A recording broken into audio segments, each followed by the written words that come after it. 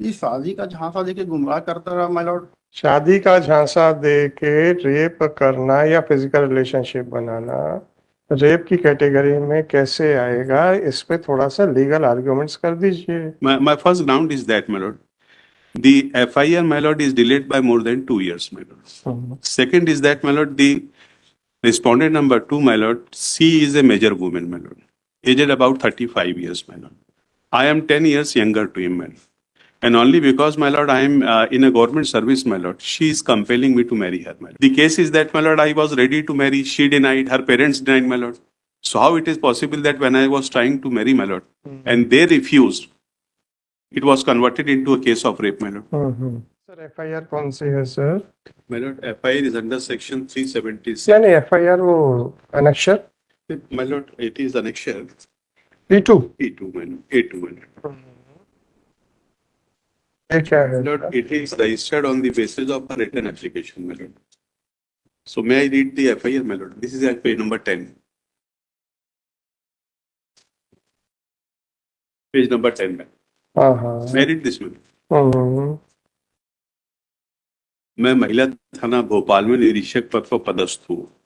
फरियादिया रंजीता पटेल सोएंसो ने अपने पिता नारायण पटेल के साथ थाना उपस्थित आकर एक टाइपशुदा आवेदन पत्र में अपने नरेश राजौरिया द्वारा मुझे शादी का झांसा देकर मेरे साथ दुष्कर्म करने व जान से मारने की धमकी के संबंध में लेख कर दिया है। फरियादिया रंजना पटेल द्वारा कानूनी कार्यवाही चाहने पर फरियादिया के आवेदन मजनून पर से धारा 376, 506 भादेवी का पाए जाने से कायम कर विवेचना में लिया गया। श्रीमान सोएंसो, मैं रंजना पटेल पिता नारायण पटेल उम्र 35 साल निवासी ग्राम मंगरोल थाना बरेली जिला रायसेन की निवासी हूँ तथा मैं एक पैर से विकलांग हूँ। The applicant is also handicapped, my lord. मैंने मेरे गांव का नरेश राजौरिया पिता सुरेश राजौरिया से आज से लगभग 4 वर्ष पूर्व मुझसे शादी का प्रस्ताव रखा था, जिसे मैंने अस्वीकार कर दिया था। तो मैंने उससे कह दिया था कि मेरे घर वाले जहां कहेंगे मैं वहीं शादी करूंगी। फिर नरेश ने मेरे घरवाली से मुझे शादी करने के संबंध में बात की थी, तो उन्होंने दूसरी जाति का होने के कारण इनकार कर दिया था। फिर नरेश मुझसे बातचीत करने लगा और मेरे घर आने जाने लगा। दिनांक 3/12/20 को, this date is relevant my lord because this FIR is launch after more than 2 years, my lord. 3/11/2020 को मैं शॉपिंग करने के लिए भोपाल आई थी। तब नरेश कुमार भोपाल बस स्टैंड पर मिला और मुझसे कहा कि मेरी बहन के घर चलते हैं, और मैं उसकी बहन के घर जाने के लिए तैयार हो गई थी। किंतु नरेश मुझे उससे बहन के घर न ले जाकर Avani palace hotel Ashoka garden लेकर गया और वहां मेरे साथ जबरदस्ती सोए। तो उसने मना किया तो नरेश जान से मारने की धमकी देने लगा और मेरे साथ जबरदस्ती करने के बाद नरेश ने मुझसे कहा कि मैं तुमसे शादी कर लूंगा, तुम इस घटना के बारे में किसी को कुछ मत बताना, और अगर तुमने थाने में रिपोर्ट की तो तुम्हें बदनाम हो जाओगी और फिर तुमसे कोई भी शादी नहीं करेगा, इसलिए मैंने रिपोर्ट दर्ज नहीं की। इसके बाद मैंने नरेश से शादी करने के लिए कहा तो नरेश ने मुझसे कहा कि मेरी बहन की शादी होने के बाद मैं घर वालों से बात करके शादी कर लूंगा। इस प्रकार नरेश टालमटोल करता रहा। जब मैंने दिनांक 18/3/2022, 2 साल बाद है, को नरेश से शादी करने का दबाव बनाया तो उसने मुझसे स्पष्ट इनकार कर दिया। मुझसे कहा कि मेरी शादी कहीं और तय हो चुकी है, अब मैं तुमसे शादी नहीं करूंगा। इसके बाद मैंने अपने माता पिता तथा घर वालों को नरेश द्वारा मेरे साथ किए जाने की घटना के बारे में बताया। तब मेरे पिता ने नरेश के घर वालों से बातचीत की तथा उनसे कहा कि अब तुम लोग नरेश की शादी मेरी बेटी से करो, अन्यथा हम संबंधित थाने में नरेश के विरुद्ध रिपोर्ट कर देंगे। तो नरेश के घर वाले कहने लगे कि हम सोच कर बताएंगे।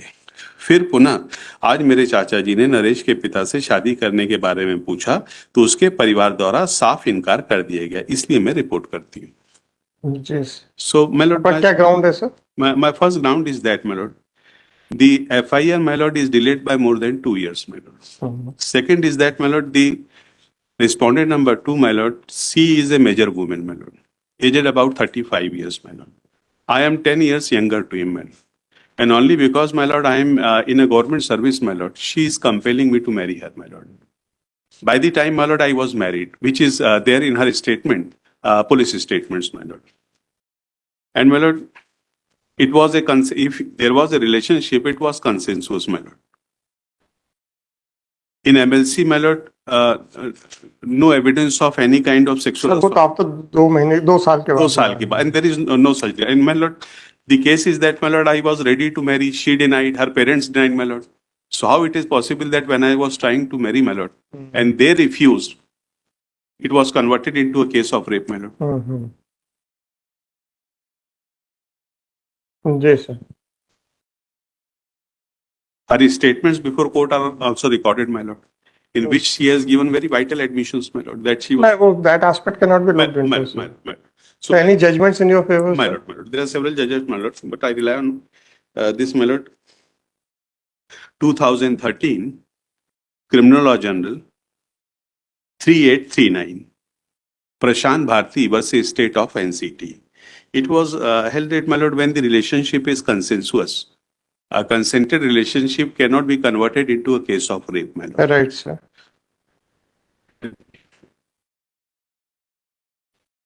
The second is, my lord, 2020 Criminal Law General 3716 Anand Kaushal versus State. In this also, my lord, it was held that when the initial consent was there, it cannot be converted into, my lord, case of rape. Right, sir. These are two judgments, my lord, which जी। are in. जी sir, आपका क्या कहना है? Sir घटना 3/12/20 की बता रहे हैं।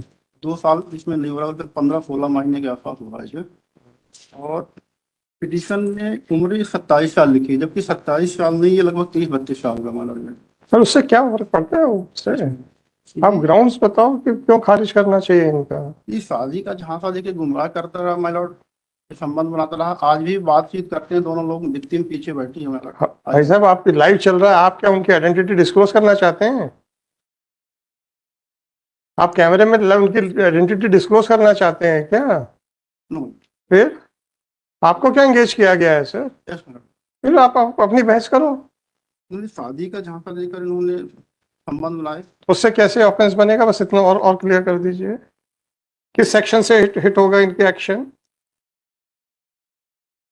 थोड़ा सा इसको और एलैबोरेट कर दीजिए सर। अरे वहां से नहीं मिलेगा, कानून से मिलेगा। आप एफआईआर में कहाँ ढूंढ रहे हो? शादी का झांसा दे के रेप करना या फिजिकल रिलेशनशिप बनाना रेप की कैटेगरी में कैसे आएगा? इस पे थोड़ा सा लीगल आर्ग्यूमेंट्स कर दीजिए। मेरी शक्ल पे थोड़ी कुछ लिखा है। जो कुछ भी लिखा है या तो आईपीसी में लिखा है या एससीसी या एआईआर या दूसरे जर्नल्स में लिखा है। कौन सा सेक्शन कहता है सर कुछ आईपीसी में जिससे कि आपका आर्ग्यूमेंट को सपोर्ट मिले? नहीं पता? अरे आईपीसी दे दो ना यार।